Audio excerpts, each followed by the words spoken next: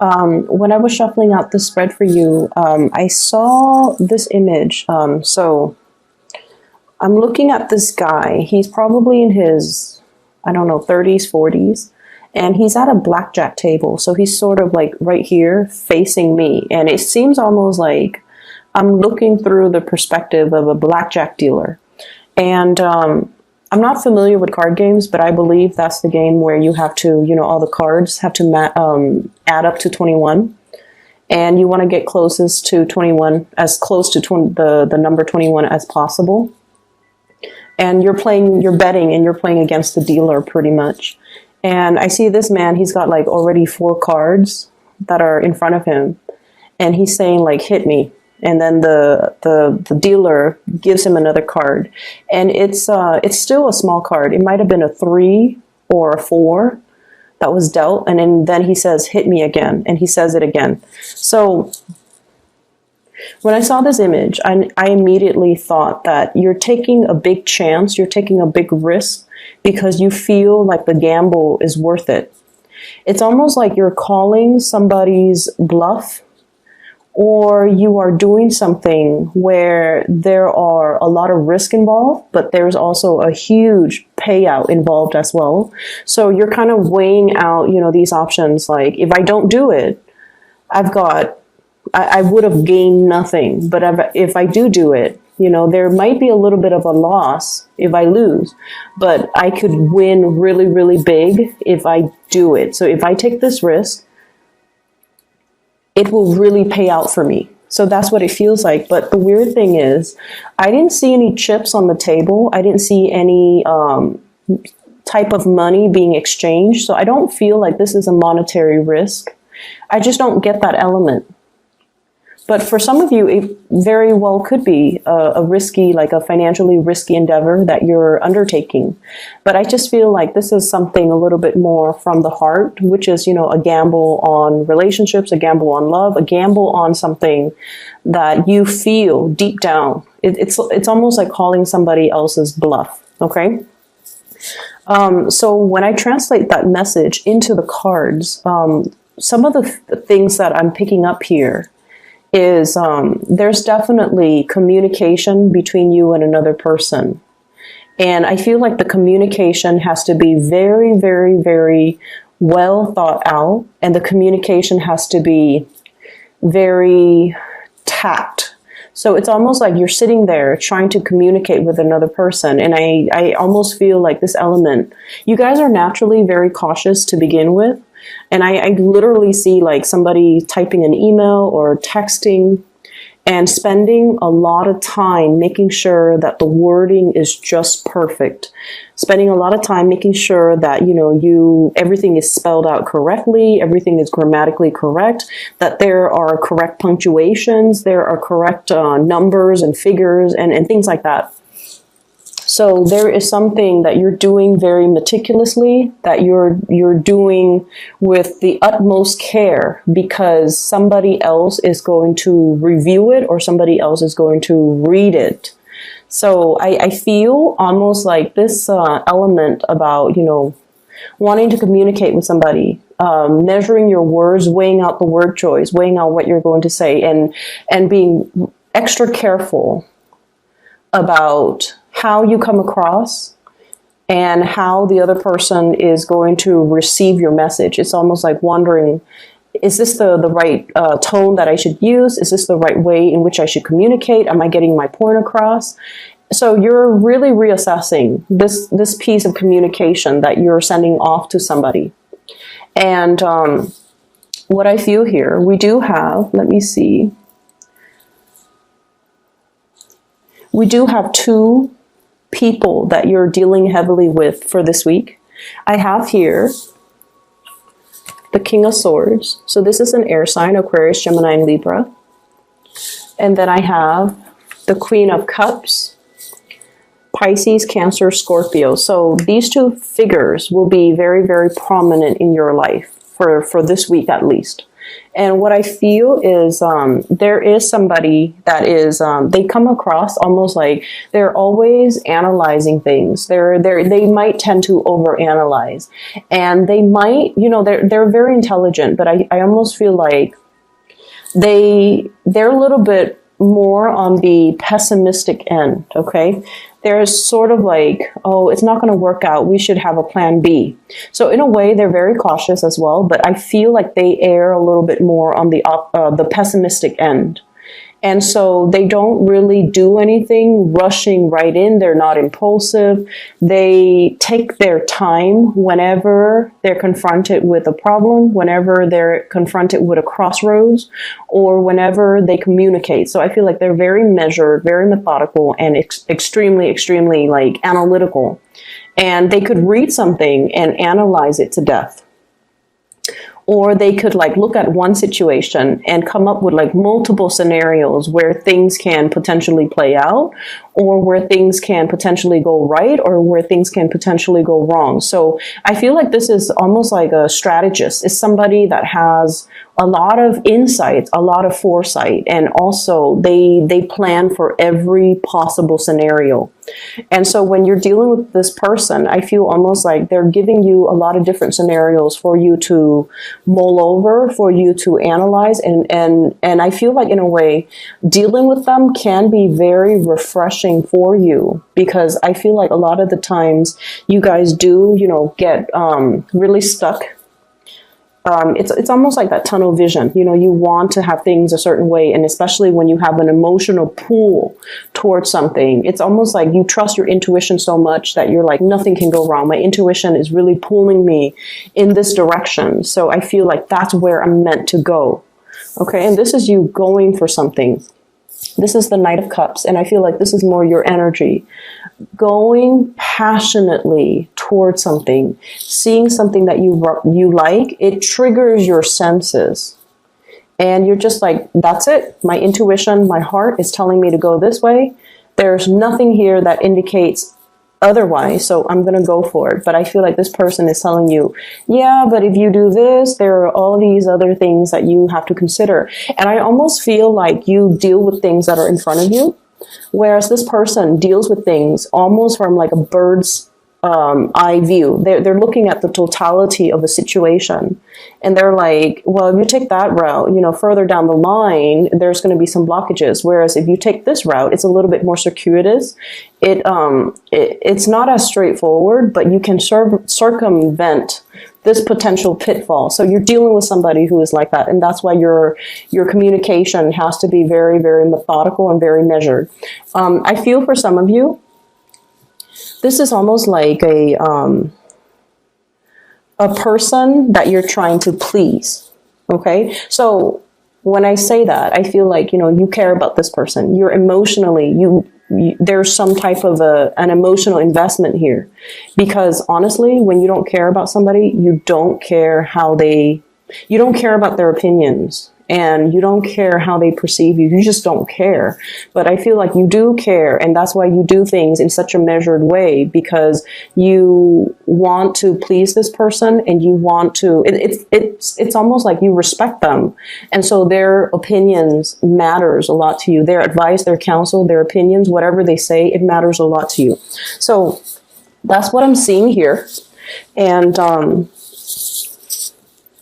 if it's communication you're waiting on, it's going to take some time. If it's communication that you're waiting on from this person, I feel like it has to take some time. And I'm almost feeling, so the senses, okay, the senses. It's like someone who's, this might be a separate message altogether. There is somebody that is really pulling or really appealing to your senses. So they could be, very aesthetically pleasing to look at. Okay, so like you might be attracted to them, but I feel like it's a lot more than that. There's something about them that's very unique. And I feel almost like there's something about them that is very nurturing, that is very pure and innocent. And this is what I'm drawn to. This Two of Cups. It's somebody that is not afraid to be vulnerable. It's somebody who's, she's completely naked and she's okay with it. And it's almost somebody who's like it's like a naturalist, somebody who enjoys the simple things in life. They're not bogged down with status, money, power, prestige. They don't really care about those things. They have more of a heartfelt energy with them. They like simplicity. They like minimalism. They just, whatever the normal average person values, this person isn't like that. And so in a way, they're really unique. They're quite independent and they're quite fearless. And I feel like that's why you're really drawn to this person. I almost feel like this person, their attention is kind of focused elsewhere. That's what it feels like to me. It's like you're charging straight forward to this connection. And I feel almost like their attention is elsewhere. So if this is like somebody who is an ex, if this is somebody who is brand new in the picture, that is really striking your fancy, or you find yourself very attracted to them, I feel like it's going to take a big grand gesture for this person to fall in love. It seems like this is not somebody that falls in and out of love easily. It's not somebody that's like that. And so it takes somebody pretty spectacular. It takes something spectacular to really capture this person. And every time I see birds or I see imagery with wings, it's somebody who might be flighty, or somebody who might be fickle, or somebody who is kind of afraid of commitment. Okay. And so going back to that image where you're at the blackjack table and you're just like, hit me, and you're calling the dealer's bluff. It seems like that to you, to me, where you're just like, you might be calling somebody else's bluff, or you might be, you might feel like somebody is being false, where they're pretending to be a certain way. But deep down, they are a different way. And they might not even be aware of that they're sending out mixed messages, that they're sending out mixed signals. But I feel like you guys can really, you have really keen intuition, and you can kind of splice at the truth. And you can, within like 5 minutes of meeting somebody, really analyze them, even without meaning to, You can kind of like sum them up, and you would be very accurate with your assessment as well. But I just see this situation where it's almost like you might have it in your emotions that they are a specific way. And once you're set, your emotions are set, it's really hard for you to see outside of that framework. And this is true of all fixed signs. Okay, like the air signs, so like the Aquarius, the Leos, or even the Taurus. But with the air signs, once they form their opinions about a certain topic, about a certain stance, about a specific person, they don't really change. Okay, and then I feel like that's the same way with Taurus. Once they're fixed on a course of action, they don't deviate. And then I feel like, once again, you're at that blackjack table. It seems like you're accumulating a lot of cards and you're taking a huge gamble. And it's almost like, anytime now it's going to be a bust. It's going to exceed that 21 mark. But you're willing to bet. You're willing to go forward. So it's almost like the reality of the situation is you kind of need to stop while you're ahead. But then I feel almost like something is telling you to keep going. And if this is a work situation, I would say be very, very careful about, trying to do something on your own. Having somebody to kind of step in, especially that strategist That's telling you, wait a minute, you've already like got 4 or 5 cards. Anytime now it's going to be a bust. So why don't you quit while you're ahead, or let me assist you. Let me give you a different strategy so that you can do it the right way. Okay. So a lot of the times too with Scorpios, I just feel like, you guys do have a lot of pride. And I feel like, you're generally very independent and very stoic. You like to be able to do things on your own. You value self-sufficiency, and you do value independence as well. You like to, test your capabilities, and you pride yourself on being able to be kind of like that expert in your field. And it's really hard for you to ask for help. It's very, very, I rarely see fixed signs asking for help. Okay. And this is not about, throwing yourself a pity party, or this is not about, blindly walking down a path where it's not going to pan out well for you. This is more about being smart, having a strategy. And if we feel like we're in a situation where our blood pressure is rising, where there's a lot of risk involved, maybe you need to consult somebody who might be an expert to be able to give you these hints, tips, guidance, counsel. I do see a need for financial planning coming into the picture. So what I have here is the 5 of Pentacles. And the 5 of Pentacles is, dealing with some type of a financial hardship. And then I have as well the 3 of Pentacles. So this is sort of like, if we're doing this all on our own, the outcome is not looking too great. However, if we enlist the help of other people, it's almost like, one person cannot lift the weight of whatever this is. One person cannot mend a fence. One person cannot do it all alone. You risk injury. You risk accidents.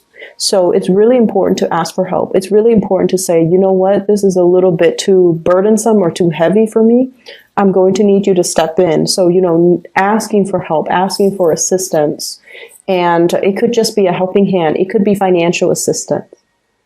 Taking out a loan, for example, or even finding ways so that you can, better manage your financial resources, finding ways in which you can,